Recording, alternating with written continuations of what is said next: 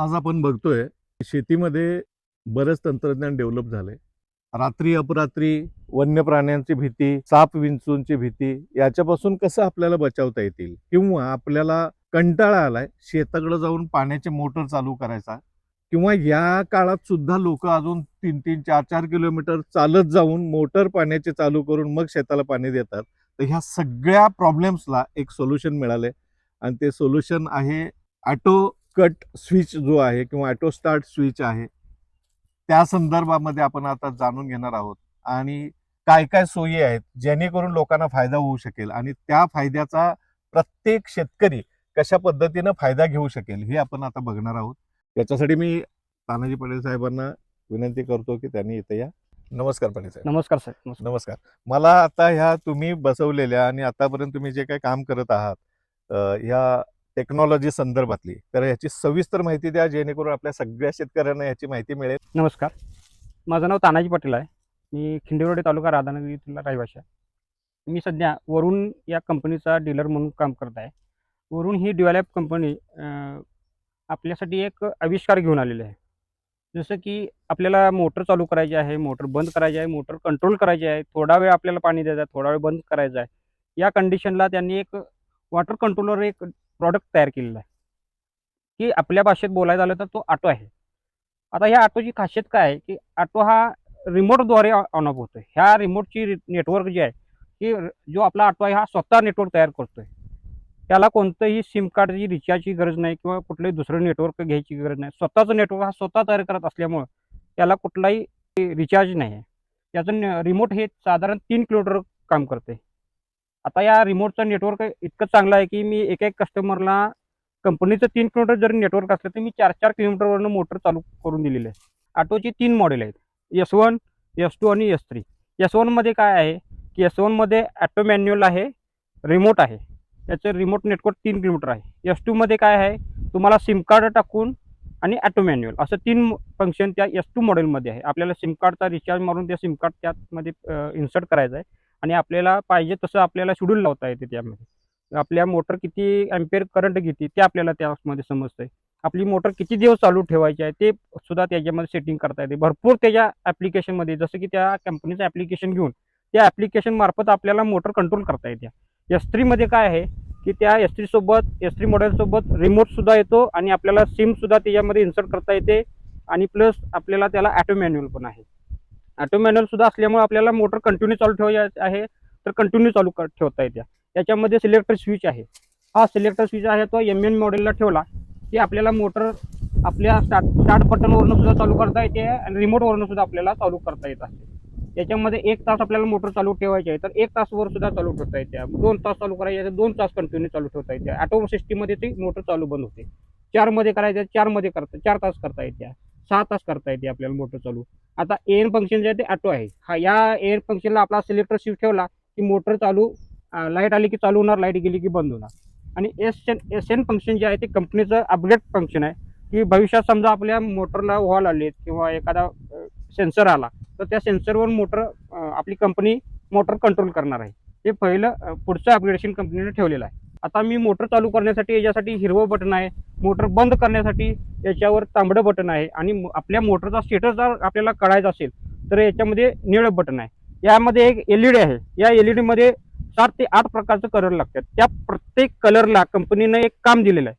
त्या कामासाठी या सेलच्या कव्हरच्या खाली एक चिठ्ठी आहे, एक कागद आहे. त्या कागदनुसार आपल्याला समजतं की मोटर सध्या चालू आहे, मोटर कुठल्या कंडिशनला बंद आहे, मोटर ड्रायरनला ट्रिप झाली आहे किंवा मोटर ओव्हरलोडला ट्रिप आहे किंवा मोटरचं सप्लाय गेला आहे, आपला MSCBचा सप्लाय असू दे किंवा आपला इलेक्ट्रिकल सप्लाय गेला आहे का, हे सुद्धा ह्या इंडिकेटरद्वारे आपल्याला कळतं. मला एकदा ह्या गोष्टीचा एक डेमो दाखवा, पाणी कसं स्टार्ट होतंय. मी इथं मोटर स्टार्ट झाल्याचा आवाज मी तुम्हाला ऐकवणार हा आहे. जो डिव्हाइस आहे हा माझ्या 7.5 HPच्या बोरच्या मोटरला मी इनबिल्ड केलेला आहे. आता सध्या पाणी बंद आहे. मी या रिमोटचं स्टार्ट बटन म्हणजे हिरवं बटन प्रेस करतोय. मोटर चालू झालेलं इंडिकेशन आलं, पाणी चालू झालं.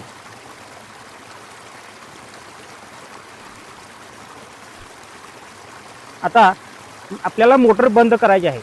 मी या रिमोटचं रेड बटन म्हणजे तांबडं बटन प्रेस करत आहे. मी बटन प्रेस केलं, लाल इंडिकेशन येणार आहे, मोटर ट्रिप झालेली आहे. पाणी बंद आहे. अशा प्रकारे आपला हा रिमोट काम करत आहे. आपल्या घरात वयस्कर लोक असतील किंवा लहान मुले असतील, आपल्याला मोटर चालू करायची, जरी या लहान मुलांनी किंवा वयस्कर लोकांनी हा रिमोट जरी हातात घेऊन मोटर कंट्रोल केली तरी याचा कोणताही दुष्परिणाम नाही. कारण का स्वतःचं नेटवर्क स्वतः तयार करते. आपलं इंटरनेट जरी गेलं, कुठलं सिम कार्डचं किंवा आपल्या बाकीचं मोबाईलचं नेटवर्क जरी गेलं तर याचं नेटवर्क हे कंटिन्यू चालू राहणार. जोपर्यंत ते ऑटोमध्ये सप्लाय आहे तोपर्यंत हा नेटवर्क तिथपर्यंत सिग्नल जाणार आहे. साधारण याची 3 ते 4 किलोमीटर रेंज आहे. लोकांनी या आधुनिक तंत्रज्ञानाचा वापर करून आपलं जीवन समृद्ध करावं, जेणेकरून पुढच्या पिढींना म्हणा, आपल्याला म्हणा किंवा आपल्याला जो येण्या जाण्याचा त्रास आहे, रात्री अपरात्री आपल्याला यायचं आहे शेतामध्ये किंवा पाण्यावर जायचं आहे, याच्यासाठी हा कंट्रोलर अतिशय चांगला आहे. याच्यामध्ये हा जो कंट्रोलर आहे तुम्ही कधीपासून वापरताय? मी आता 4 वर्ष झालं माझा वापरतोय. तुम्ही आता 4 वर्ष हो, मी 4 वर्ष झालं. मी कोल्हापूर जिल्ह्यातला पहिला कस्टमर आहे त्यांचा. अच्छा. हा आता कोणत्या प्रकारातला आहे? हा S1 S1 मधला आहे. S1 मधला आहे. हा याला ऑटो मॅन्युअल आहे आणि याचा वरती अँटेना आहे आणि हा ऑटो मॅन्युअल आहे आणि रिमोट आहे. माझं घर इथून जवळजवळ उंच टेकडीवर आहे. अच्छा. माझं त्या डोंगराच्या वरती घर असून सुद्धा माझा पंप इथून मी कंट्रोल करतो, रिमोटद्वारे करतो. अच्छा. तो येण्या जाण्याचा त्रास होता, रात्री अपरात्री येण्या जाण्याचा त्रास. आता तुमच्याकडे जंगल एरिया मला दिसतोय, तर रात्रीचे जे जनावर फिरतायत त्यांचाही त्रास येते आता लोकांना. आमच्या भागात गवा किंवा बाकीचे जे जनावर आहेत, रानटी जनावर ते भरपूर आहेत. हा. याचा त्रास एवढा आहे की रात्री यायचं म्हणलं की भ्या वाटते. आता एका ठिकाणी बिबटे आहेत. आता माझं कस्टमर असं आहेत की त्यांच्या इलाक्यात बिबट्याचं 100% दर्शन आहे. आता एका इलाक्यात वारणा नदीच्या काठाला माझं 4 ऑटो आहेत. हा. त्या वारणा नदीत मगरी आहेत. बरोबर.